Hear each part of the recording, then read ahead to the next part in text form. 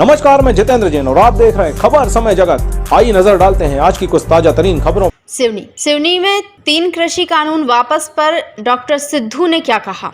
सरकार ने 3 कानून वापस लेने पर डॉक्टर सिद्धू ने कहा कि सरकार को झुकना ही पड़ा। 14 माह से किसान तीनों कानून वापस लेने के लिए अड़े हुए थे, आज वह पूर्ण हुआ। देखें ग्राउंड रिपोर्ट। सर, जैसे कि आज गुरु नानक जयंती की सबसे पहले मैं आपको बधाई देना चाहता हूं और आपका बहुत बहुत स्वागत है हमारे स्टूडियो में। आप सबको भी हमारी तरफ से बहुत बहुत गुरु नानक देव जी के 552वें प्रकाश उत्सव की बहुत बहुत बधाइयाँ। पूरे विश्व को बहुत बहुत बधाइयाँ। गुरु नानक देव जी अकेले हमारे गुरु नहीं हो, पूरे विश्व के गुरु हैं। उन्होंने एकता का पाठ सारे विश्व में पैदल चल के, आज तक का रिकॉर्ड है, आज तक कोई पैदल उतना नहीं चला जितना उन्होंने पैदल चल के सारे विश्व में एकता का पाठ पढ़ाया। ये सबसे बड़ी बात है।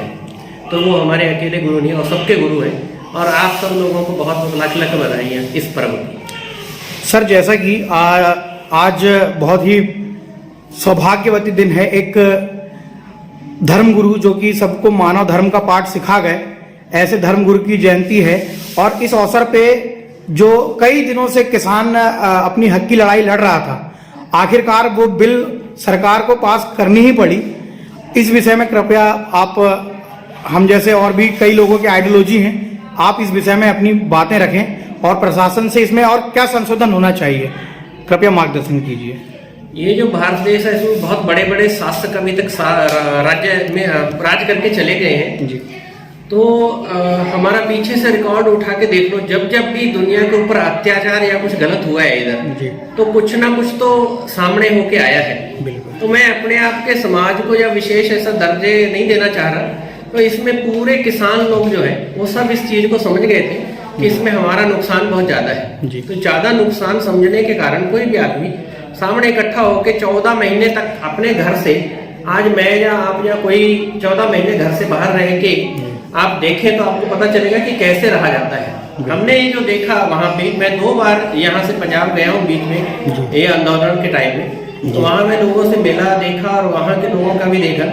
तो लोग एक दूसरे का मिलके घर का काम करते थे। जो जैसे बिट्टू भाई वहाँ आए हुए हैं जी आंदोलन में, तो इनके घर के काम दूसरे आसपास के लोग करते थे। ऐसे वहाँ पे लोगों ने काम किया। और सरकार इसमें गलत बहुत थी। गलत रहने के कारण ही सरकार को झुकना पड़ा। हालांकि सरकार ने बहुत सारी अपनी इसको नाकायम करने के लिए ऐसी उसमें शरारतें की, पर वो कोई कामयाब हो नहीं पाई। तो सरकार को इसके आगे झुकना पड़ा है। अभी उन्होंने ऐलान किया, लेकिन एमएसपी पे अभी उन्होंने कोई, प्रधानमंत्री जी ने भी कोई मुंह नहीं खोला है जी। जब तक एमएसपी का कुछ होगा नहीं, मुझे लगता है किसान तब तक खुश नहीं है। खबर समय जगत के लिए सिवनी से नरेंद्र सोनी की report. For latest news, subscribe to our channel and press the bell icon.